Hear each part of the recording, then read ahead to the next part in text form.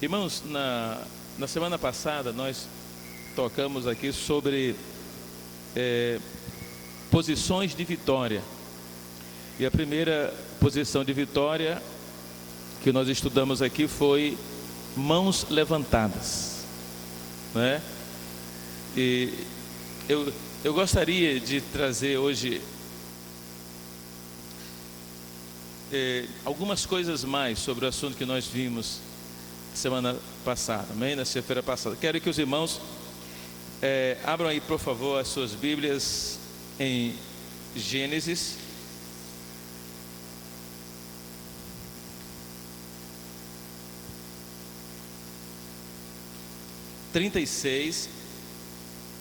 Os irmãos lembram que a batalha foi contra os amalequitas. E quando a gente fala em amalequitas, são os filhos de Amaleque. Então é bom a gente saber que povo é esse, como ele surgiu e por que Deus tinha tanta raiva deles, não é? E por que o povo de Israel sofreu tantas derrotas contra esse povo. E por que Deus prometeu destruir a memória de Amaleque. Como Deus gostava deles. Deus prometeu destruir a memória de Amaleque sobre a face da terra. Então, em primeiro lugar, é bom a gente ler Gênesis 36. Nós vamos ver o verso 12, Gênesis 36, 12 a 16.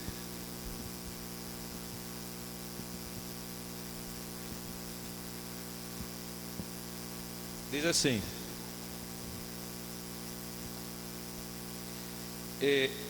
quem encontrou, diga amém. E Tímina era concubina de Elifaz, filho de Esaú. E teve Elifaz Amaleque. Estes são os filhos de Ada, mulher de Esaú. Então a gente descobre aqui que Amaleque era descendente de Esaú. Tímina era concubina de Elifaz, filho de Esaú. Então Amaleque era neto de Esaú. Tímina era concubina de Elifaz, filho de Esaú. E teve Elifaz Amaleque. E estes são os filhos de Ada, mulher de Esaú. Os irmãos sabem que Esaú era o irmão gêmeo de Jacó, não é? Filho de Isaac. Deus ama a Jacó e aborrece Esaú. Aí você sabe que Jacó nasceu com a mão atracado, pegado no calcanhar. Jacó no calcanhar de Esaú. Aí mostra que Jacó queria nascer antes, mas Esaú não deixou, vamos dizer assim, né? Jacó nascer antes. Mas só que Jacó era mais ligado às coisas de Deus. Esaú era mais um homem mais natural. E a gente vê isso quando Esaú praticamente no momento, vamos por assim, no momento importante da sua vida, ele rejeita algo que mudou totalmente a vida dele. Você sabe que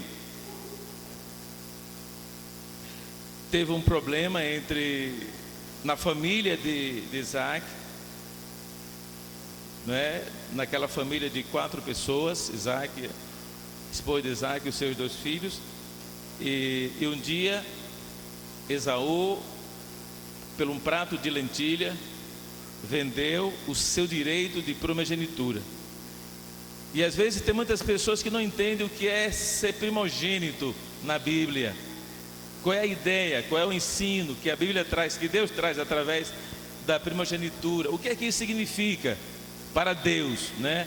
Em primeiro lugar, para Deus. O que é que isso significa para Deus? A primogenitura estava intimamente ligada ao projeto redentivo de Deus, né? Quando Deus se fez homem, ele se fez filho. E como filho, ele foi o primogênito. Também foi unigênito, né? Mas foi o primogênito.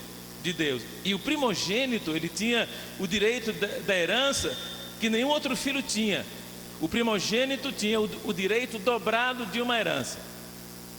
Então Esaú tinha o direito dobrado da herança. Quando Isaac dividiu a herança, vamos pôr que ele tinha 3 partes, 2 partes era para Esaú e 1 parte era para Jacó. Mas a coisa aqui não é a pessoa entender o direito de ser primogênito unicamente um direito social, jurídico de ser primogênito. O importante aqui para Deus é você entender o que é ser primogênito espiritualmente. Jacó entendia, Esaú não entendia. Só que havia um probleminha aí. Quando eles nasceram, os gêmeos nasceram, se notou que Jacó vinha agarrado no calcanhar de Esaú. Aí colocaram o nome de Jacó de enganador. Porque na ideia de Jacó, irmão, vamos pôr naquela ideia de Jacó, inconsciente, ele queria também ser primogênito. Por isso que ele nasceu pegado.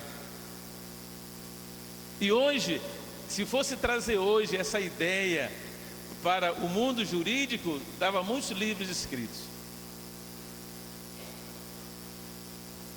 Será que eles não podem ter nascido juntos? Já que Jacó vinha preso ao calcanhar de Esaú. E esses gêmeos que nascem pegados, quem nasceu primeiro? Nascem pegados pelo estômago, nascem pegados pela cabeça, sim ou não? Nascem pegados pelo lado. Então quem nasce primeiro? Por isso que colocaram o nome de Jacó de enganador. O nome Jacó do hebraico quer dizer enganador, suplantador. A ideia de querer nascer junto, a ideia de ter o mesmo privilégio, a ideia de receber a mesma bênção, a ideia do entendimento espiritual que Jacó tinha. Mas uma coisa impressionante é que Jacó, ele lutou por essa ideia do seu coração, sempre, desde o seu nascimento, ele lutou por aquilo que ele queria. Ele queria ser o primogênito. E geneticamente, irmão, era impossível. O cara nasce depois, mesmo pegado no pé. Quem nasceu primeiro foi Esaú. Quando Esaú saiu, lá está a mãozinha de Jacó. Então não foi dado o direito de primogenitura a Jacó, foi dado a Esaú o direito de primogenitura. Mas ele batalhou por aquilo que ele queria toda a vida dele. E de repente as coisas aconteceram assim, favoravelmente para ele. E se a gente fizer uma análise desse relato bíblico, você vai entender que Jacó não forçou Esaú a comprar, a vender a sua primogenitura. Ele não forçou, a Bíblia é muito clara. Simplesmente Jacó comprou Esaú através do estômago. Dizem que a mulher, quando sabe cozinhar, já pode casar, né? Você já pode prender o marido pelo estômago. Eu quero que os irmãos entendam essa verdade, que é muito interessante a gente compreender esse relato. Se Deus relatou na Bíblia, porque é muito importante para nós, amém, irmão? Deus quer que a gente entenda aquilo que ele escreveu, da maneira como ele escreveu e da maneira como ele pensou, da maneira que ele idealizou. Ele quer que você entenda isso aí, para que isso seja de uma bênção para a sua vida, amém, irmão? E para as pessoas que você puder repassar esse ensino do Senhor. Então ele lutou para que aquilo acontecesse um dia na sua vida. Eles cresceram dentro daquele lar, não é? E chegou um dia que Esaú veio da caça, né, do campo, muito faminto. Quando ele chegou em casa, Jacó estava fazendo aquele ensopado de lentilha. Irmão, você sabe que o maior ingrediente de uma comida é a fome. Nem é muito o tempero que a gente põe, né? Mas é a fome. Eu me lembro que eu comi coisas em dias de fome, irmão, que eu nunca mais comi. Mesmo que eu tenha comido, mas eu não tinha mais aquela fome que eu tinha. Então não teve mais o mesmo valor, né? Quando eu era pequeno, eu me lembro que eu comia muito café com farinha. Ninguém comeu aqui, né? Ninguém gosta de café com farinha. Só que depois, eu fui depois, no tempo passado, eu disse, que eu não sabe que eu me criei no estado, nasci no estado, me criei em outro estado completamente diferente de onde eu nasci, então eu perdi muito de minhas origens. E um dia eu disse, eu vou comer café com farinha. Aí fiz o café, joguei a farinha dentro, escaldei. Mas irmão, era bom, mas não tinha aquele mesmo sabor de antigamente. Porque o sabor de antigamente tinha uma fome miserável. E aquele ali não tinha coisa mais gostosa do que aquele escaldado de café com farinha, não é? Eu quero que o irmão entenda aqui, não é? De repente Jacó chega do campo, morto, Esaú melhor, morto de fome. E ele chega em casa e encontra um guisado, porque na verdade quem sabia cozinhar, né? Aí, se a gente prestar aqui atenção, era Esaú. Sim ou não? Era, que a Bíblia diz que o pai dele adorava as comidas que ele fazia. Então ele ia caçava a comida e ele fazia aquilo ali, ele preparava. Mas nesse dia, quem estava cozinhando era Jacó. E Jacó, como não gostava de caçar, era mais ou menos do campo da lavoura, ele colheu lá as suas lentilhas e foi fazer aquele guisado. Aí chega Esaú, morto de fome. Depois me dá aí um pouquinho aí dessa comidinha aí. Jacó disse, não, só dá para mim. Não está escrito assim não, mas eu estou imaginando, né? Disse, só não dá não, só dá para mim, rapaz. Aí, é por isso, irmão, que chama o judeu de negociante. Tudo judeu negocia. Qualquer coisa, o judeu negocia. Então Jacó quis fazer um negócio com Esaú. Eu faço um negócio com você, se você quiser. Esaú disse, o que é? Disse, eu compro sua primogenitura. Quis negociar o direito. É por isso que tem essa fama toda aí, que o judeu é negociante. E tem muitas histórias, né, concernentes ao judeu. Diz que o navio se afundou e vinha cheio de laranja, né, container de laranja. Aí foram buscar o navio, encontraram, irmão, todo aquele pessoal e toda aquela laranja na barriga de uma baleia. Aí quando abriram a baleia para ver o que tinha acontecido, encontraram um judeu vendendo a laranja para os outros. O judeu é negociante, ele gosta de negociar tudo que ele vê. E Jacó disse, não, vamos fazer o seguinte, já que você vem com fome e eu tenho uma comida, que tal a gente fazer uma troca? Esse negócio, vamos fazer uma troca. Aí Esaú disse, o que me interessa essa primogenitura? Desprezou. Irmãos, olha, para a gente não esticar muito o caldo, na verdade, Jacó rejeitou Cristo. Esaú, eu vou trocar algumas vezes. Esaú rejeitou Cristo, porque a primogenitura estava intimamente ligada a Jesus. Por isso que o primogênito recebia a herança em dobro. Até hoje também. Jesus, nós somos co-herdeiro. Nós não somos herdeiro juntamente com Jesus, co-herdeiro. Ele primeiro e depois a gente. Amém? Ele com o valor da herança e nós com outro valor menor do que ele. Então, quando Esaú rejeita a primogenitura, quando ele negocia a primogenitura, ele negociou o direito de Jesus na vida dele. Por isso que o escritor aos Hebreus diz, a gente vê depois da história, que Esaú, mesmo buscando com lágrimas, não foi achado perdão para ele, para Esaú. Você lembra que quando ele comprou o direito de primogenitura, ele se alimentou, né, e se fartou daquela lentilha, Pessoa que gosta de sopa aí, está até lambendo os beijos, né? Se fartou daquela lentilha, um ensopado. Quando ele encheu a barriguinha,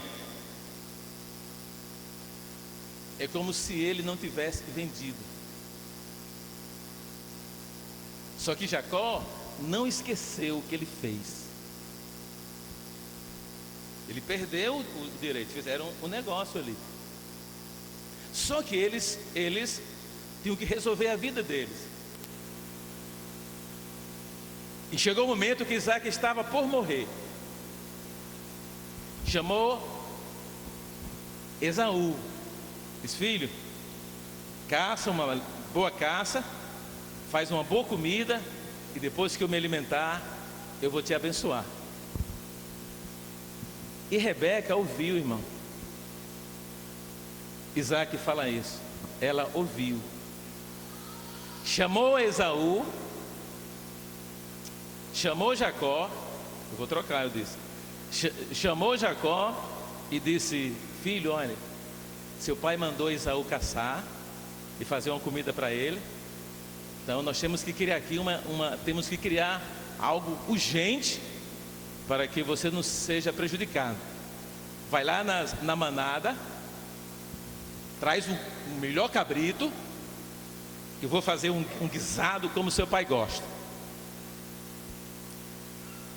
E a Bíblia diz, irmão, que Jacó nasceu peladinho, sem pelo nenhum. Tem pessoa que é tipo índio, né? Sem pelo nenhum. Já Esaú, o nome dele, Esaú, quer dizer vermelho. Por quê? Porque Esaú, ele tinha o cabelo vermelho. Você já viu pessoas do cabelo vermelho? E ele era todo peludo. Por isso também o nome dele quer dizer peludo. Por isso que colocaram o nome dele de Esaú. Peludo ou vermelho? Peludo, vem cá. Vermelho, vem cá. Ele já sabia que era ele. E Isaac, o pai, conhecia bem os filhos. A voz de Jacó não era a voz de Esaú, e nem o físico de Jacó era igual ao físico de Esaú. E a Bíblia diz também que nesses dias Isaac já não via mais, já estava meio ceguinho assim, já não enxergava muito bem. A mãe fez, antes que Esaú voltasse do campo, Isadim estava feito. Sabe o que ela fez, irmão? A Bíblia conta tudinho em detalhe.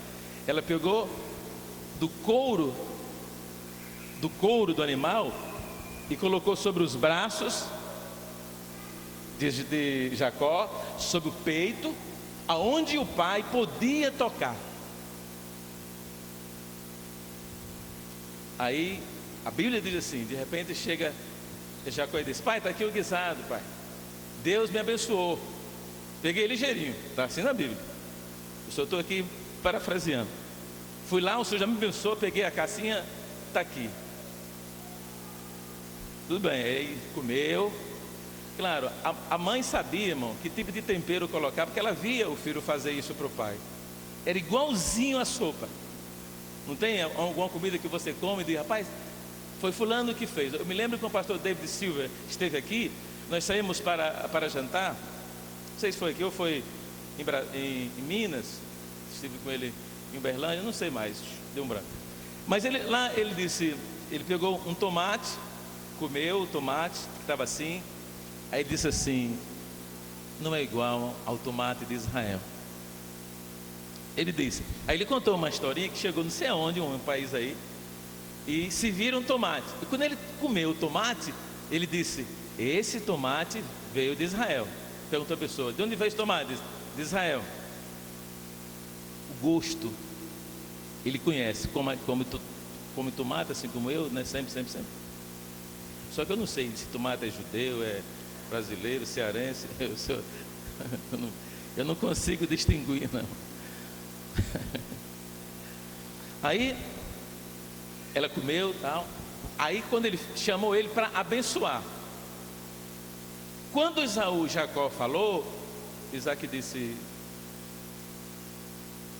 você é Esaú? Não, pai, eu sou Jacó. Aí ele tocou nele, né, no braço. Eu disse que eu vou trocar. Ele disse para Jacó: você é Esaú? Ele disse: sim, pai, eu sou Esaú. Aí ele tocou nele, no braço, e disse: o pelo é de Esaú, mas a voz é de Jacó. O velho ficou todo cacafundido, né, irmão? Ficou confundido. Mas ele imaginou que fosse Esaú, por quê? Pelo guisado, pela história, né, que estava acontecendo. Aí ele abençoou Jacó, abençoou com todas as bênçãos que ele tinha que abençoar o primogênito. Aí de repente chega Esaú, faz a comida, faz o guisado, e pai, está aqui. Ele disse. Aí ele entendeu, e a Bíblia diz, irmão, que ele chorou amargamente. Isaac, ele disse: não, filho, o seu irmão já me deu de comer. Ele disse: pai, eu não acredito em um negócio desse. Já, filho. E a minha bênção, pai, eu já dei para ele. E a Bíblia diz, irmão, que Esaú chorou amargamente. Chorou amargamente esse momento, pedindo perdão. E Deus quer dizer para nós aí o seguinte: Deus quer nos ensinar que, da mesma maneira como não teve perdão para Esaú, mesmo que com lágrimas ele buscou, não tem perdão para aquelas pessoas que conscientemente rejeitam Cristo. Quando você rejeita Cristo por ignorância, porque você não sabe quem Ele é, tem perdão para você.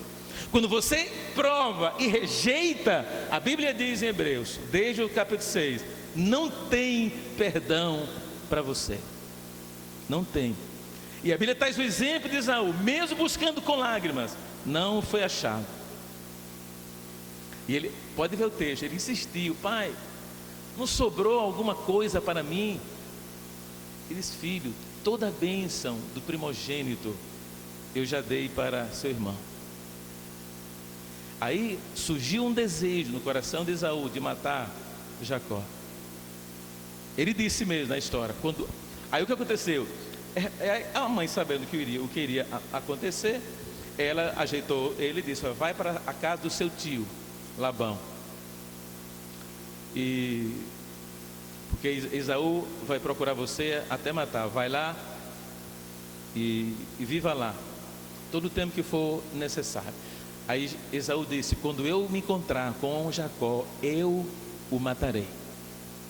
E aquele encontro que eles tiveram depois, já grande, quando Jacó volta como homem rico agora, da terra de Labão para a terra de Canaã, o irmão sabe da história, né? Houve um encontro deles no meio do caminho. Ali, irmão, já haviam se passado 20 anos. É muito tempo, sim ou não? 20 anos, 2 décadas, é muito tempo. Eu acho que é. Eu estou aqui há 15 anos, eu digo é muito tempo. Mas 5 anos dá 20 anos, é muito tempo. Mas nem Jacó esqueceu, nem Esaú esqueceu. Mas eu não quero entrar nesse relato aí. Nasceu um desejo de Esaú de matar Jacó, onde ele encontrasse ele. E esse espírito esse espírito de guerra, esse espírito de assassino, ficou dentro da descendência de Esaú. E tem até livro, como livro de Amós. São livros, irmão, que conta a história desses dois irmãos, não é? Sempre Esaú querendo exterminar com Jacó, sempre Esaú querendo exterminar com Jacó. Ele não esqueceu. Aquele momento ali do encontro dele, que Jacó foi para o vale de Jaboque, ele teve um encontro com Deus, aí Deus fortaleceu ele, né? Mudou o nome dele para Israel. Ali, irmão, é uma história fascinante ali. O nome dele foi mudado, a natureza foi mudada também, né? E ele recebeu uma vitória tremenda. O desejo de Esaú de matá-lo terminou, acabou ali, né? Mesmo que Jacó, muito sábio, dividiu as famílias, né? Dividiu, disse, porque naquela época, quando eles pegavam a família de um inimigo, eles matavam todo mundo, não deixavam descendência nenhuma. O que foi que fez Jacó? Conhecendo a cultura social deles, o que fez? Dividiu a família. Dividiu a família, né? A esposa que ele amava, uma parte veio com ele, e a outra parte ele dividiu. Se Se Esaú pegasse nessas partes, exterminava uma parte da família e a outra parte permanecia. Mas esse momento, lá no Vale do Jaboque, quando ele teve um encontro com Deus, né, ele teve aquele encontro glorioso com Deus, e ele não queria mais deixar o Senhor ali. Jacó, ele tinha ânsia de Deus, irmão. Jacó queria ser amigo de Deus, conversar com Deus. Era esse o prazer que ele tinha. Por isso que ele queria ser primogênito, para ter os privilégios que um primogênito tem. Amém? Ele queria, mas não conseguiu porque ele nasceu primeiro. Mas se ele tivesse esperado o tempo de Deus, Deus teria ajudado igual. Mas ele recebeu a ajudinha da mãe, irmão. Isso é um problema, irmão. Deixa na mão de Deus, irmão. Amém? Deixa na mão do Senhor, coloca as coisas na mão do Senhor. As coisas que você não pode resolver, coloca na mão do Senhor, irmão. Coloca lá, que o Senhor a seu tempo vai resolver. Amém? Rebeca podia ter feito isso, irmão, mas ela quis resolver da maneira dela. Ela pensou que resolveu, ela não resolveu. Da maneira da gente, irmão, não resolve. A gente vai piorando a situação, né? Vai desviando o curso do rio, vai tirando as coisas naturais e vai destruindo. Deixa Deus resolver. Coloca na mão de Jesus.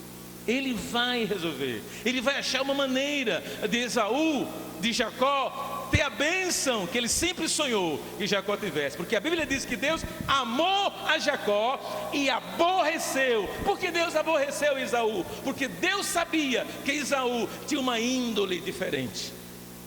E ele sabia que aquele homem ia crescer com aquela índole, que ele iria estar inclinado àquelas coisas negativas, aquelas coisas más, que ele está inclinado à rejeição, a rejeitar as coisas de Deus. E que por outro lado, Jacó iria estar inclinado a querer Deus, a querer estar com Deus, abraçar Deus, conversar com Deus, fazer a vontade de Deus, ter encontro com Deus, e não a tal ponto de não querer deixar Deus sair de perto dele, como aconteceu no Vale do Jaboque.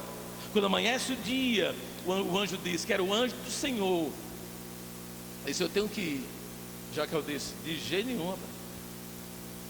Não. Aí a Bíblia diz que Jacó agarrou o anjo, e o anjo disse: me solta, rapaz, eu tenho que ir, já amanhece o dia e eu tenho que voltar. Jacó disse: bom, você tem uma bênção para mim, eu quero a bênção, depois que você me abençoar, eu te deixo ir. E não acontecia a bênção. Irmão, Deus quer mostrar para nós, Ele gosta de filhos como Jacó. Amém, irmão? Filho que diz assim: pai, para onde o senhor vai? Eu vou viajar. Porque não já foi antes. Quando é que vai vir, pai? Tal dia. Vem, pode vir depois. Esse infeliz, mano, não gosta do pai coisa nenhuma. Pessoa que gosta, nem quer que saia, sim ou não? Não quer que saia, quer que esteja ali, que já saia, já volte. E a gente vê que Jacó tinha esse prazer com Deus.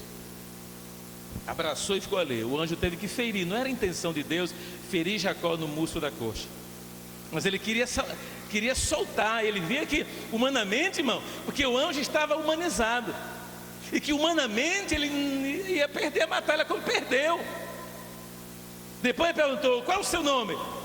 Aí Jacó disse: enganador. Aí disse o anjo: não será mais enganador. Como lutaste com Deus e prevalecestes, serás, mudar o seu nome, chamarás Israel, que para o traduzido no nosso idioma, te chamarás príncipe de Deus. Aleluia, amém? Israel, a terminação El se refere a Deus, príncipe de Deus. Feriu e Jacó se solta e o anjo vai embora. E Jacó sai mancando. É por isso que até aqueles dias não se comia, né, o lado do pernil da ovelha, por causa de Jacó, que ele saiu, né, mancando. E lá vem Esaú, irmão. Ele nem força tinha para a batalha, porque havia sido ferido por Deus. Quem quer ser ferido por Deus aqui, irmão? Amém? Quer mesmo ser ferido por Deus? É a coisa melhor do mundo. Você muda a maneira de andar. Amém? Quem quer mudar aqui a maneira de andar? Muda a maneira de andar. Quando Deus fere, você não anda mais onde você queria, você não anda mais nos caminhos que você sempre andava. Quando Deus te fere, é para ajeitar o seu andar. Amém? Para o mundo você está cocheando, mas para Deus você está andando como Ele quer que você ande. Louvado seja o nome do Senhor. Então essa sim é a história. Então Amaleque, neto de Esaú. Como Deus odiava Esaú, odiava Amaleque também. Mas Amaleque sempre queria lutar com o povo de Israel. Sempre. Amaleque tinha um prazer, irmão. Só que não vai dar tempo de terminar hoje também. Tu vai enrolar, não vai conversar? E eu quero que os irmãos leia comigo em Êxodo 17. Eu tomei nota aqui de algumas coisas. Êxodo 17, verso 8.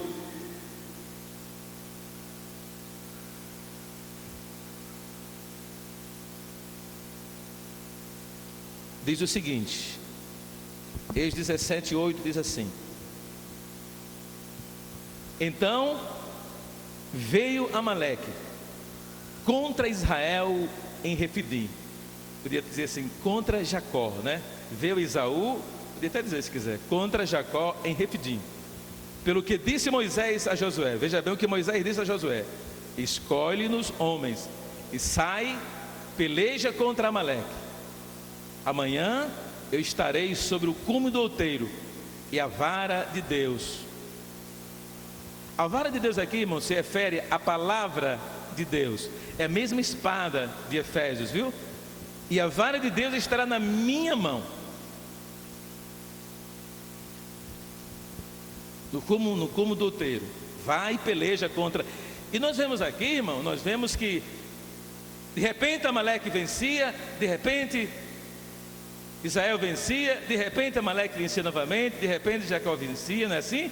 Essa luta foi uma luta assim, um vencia, o outro vencia, um vencia, depois o outro vencia, um vencia e o outro vencia, como nós vimos aqui. Enquanto Moisés permanecia com a mão levantada, Israel prevalecia. Quando Moisés fazia cair a mão, Amaleque prevalecia. Eu quero também que os irmãos leiam comigo Êxodo 17, 14. Olha o que foi que Deus disse aqui para Moisés. Então disse o Senhor, vamos ler o verso 13. E assim Josué desfez Amaleque e a seu povo ao fio da espada. Verso 14. Então disse o Senhor a Moisés: escreve isto para a memória num livro. Escreve no livro. Deus não queria que eles esquecessem aquilo que Deus iria fazer com os amalequitas. Deus disse assim, ó: escreve isto para a memória num livro e relata-o aos ouvidos de Josué, que eu totalmente hei de riscar a memória de Amaleque de debaixo dos céus. Ei, no futuro, hei de riscar a memória de Amaleque, porque o império de Esaú, irmão, era Amaleque, amém? O neto de Amaleque foi o que criou o império, primeiro império, bem antes do que o próprio povo de Israel, como império, como guerreiros. Os Israel não eram guerreiros, foram depois, mas antes não eram guerreiros, eles eram totalmente dependentes de Deus em todas as coisas, né? Aprenderam a arte da guerra depois. Então Deus disse: eu hei de riscar a memória de Amaleque. Era Deus que disse: eu hei de riscar a memória de Amaleque. Em Deuteronômio 25, 19, você pode abrir a sua Bíblia se quiser.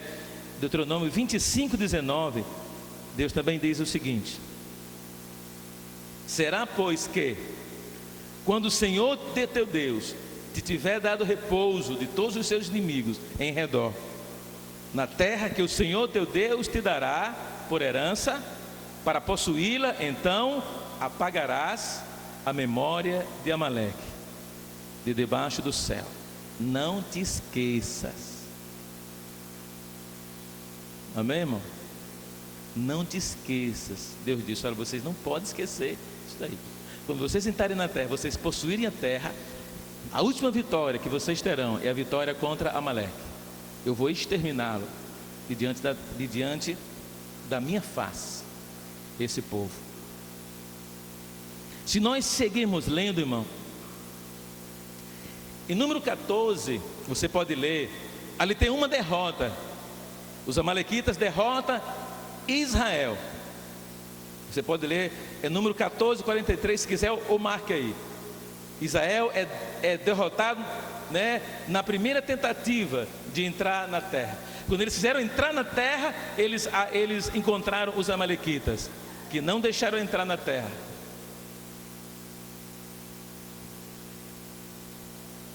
Josué 3:13, eles invadem o território de Israel.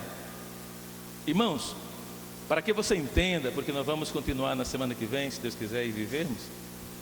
Olhe, Amaleque aqui simboliza todo o exército do diabo. Estão me ouvindo, irmão? Amaleque aqui simboliza os amalequitas, todo o exército. Amaleque simboliza o próprio Satanás. Então, quando Deus disse: eu vou exterminar, Ele estava falando espiritualmente. Ele não estava falando um confronto humano. Diz: eu vou exterminar. Para que a gente entenda o desfecho entre a mensagem passada e essa, você lembra que enquanto Moisés prevalecia com as mãos levantadas, Israel prevalecia, amém? Enquanto Moisés levantava a mão, Israel prevalecia. Enquanto Moisés baixava a mão, prevalecia Amaleque. Aí você deve entender o seguinte: enquanto Jesus não estendeu a mão, irmão, Satanás prevalecia. Sim ou não? Você pode ver o que aconteceu com ele, irmão. Foi preso, foi julgado, foi açoitado, sim ou não? É o Amaleque prevalecendo. Mas quando Jesus estendeu a mão, é como Amaleque vencendo. E Deus, quando Ele disse para Moisés: eu exterminarei sobre a face da terra a memória de Amaleque, Ele estava dizendo: eu exterminarei a vitória de Amaleque sobre os filhos de Israel para sempre. Eu exterminarei a vitória do inferno sobre os meus filhos para sempre. Quando eu estender a minha mão sobre o monte, Israel vencerá, a igreja vencerá, eu prevalecerei. Era isso que Deus estava dizendo para Moisés: exterminarei. E a Bíblia diz, irmão, que isso aconteceu exatamente como Deus havia dito: exterminarei a memória. A memória de quê? De exército vencedor. Pode ser um exército, mas não será vencedor. O inferno é um exército, mas em relação à igreja não é um exército vencedor. Por que não é um exército vencedor? Porque a igreja permanece com mãos levantadas. Enquanto a igreja permanecer com as mãos levantadas, a vitória da cruz será a nossa vitória para sempre. Amém? Glória a Deus. Isso é o que Deus está ensinando para nós. Ele está trazendo esse quadro humano para que eu e você entendamos o que está dentro do coração de Deus. Amém? Então, da mesma maneira que Moisés sobe o monte, Jesus subiu ao monte. Da mesma maneira que Moisés, mesmo querendo levantar as mãos, não prevalecia as mãos levantadas. Israel perdia. Espiritualmente, O diabo era vitorioso, o diabo era vitorioso. Agarraram Jesus, prenderam Jesus, arrancaram a sua barba, cuspiram no seu rosto, arrancaram os seus cabelos, cravaram as suas mãos, cavaram os seus pés, né? Fincaram a lança sobre ele, colocaram a coroa de espinho sobre a sua cabeça. Mas quando ele levantou a mão, acabou-se a vitória do diabo, e Deus passa a ser o grande vitorioso. Amém? E Jesus não mais fez as suas mãos caírem. A Bíblia diz que eles permaneceram até no outro dia.